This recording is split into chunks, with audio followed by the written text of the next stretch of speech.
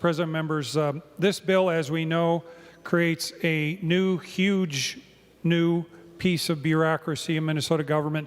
$2.9 billion tax increase on the people of Minnesota in this bill. This is a tax increase bill. But what I'm concerned about, Mr. President, is fraud. We live in a state which has a state government that has a very, very, very poor track record around fraud. We have fraud that is rife within our government.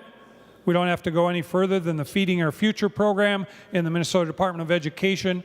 I don't have to remind members that it's in the area of $300 million of the people's money.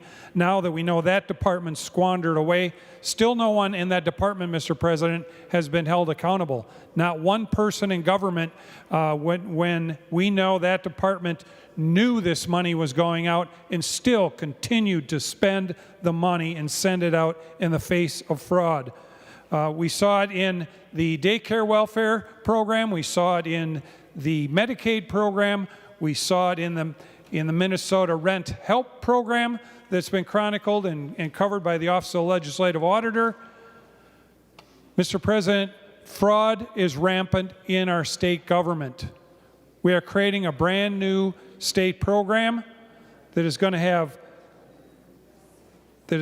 billions and billions of dollars in taxpayer money collected over the next decade.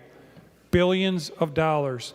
Now, as I read the bill, Mr. President, I don't see anything that really audits the use of these dollars and whether individuals are following the law or not. As a matter of fact, if someone's got a grandparent, or say they have a grandparent that lives in the state of New Hampshire, Mr. President, and they have a serious health condition as outlined in the bill, there is nothing following that state employee that wants to act in bad faith, Mr. President, and go to the state of Florida during the time that they are entertaining this paid leave program. There's nothing in the bill preventing that type of fraud. Do we think there's anybody in Minnesota that might do that, Mr. President?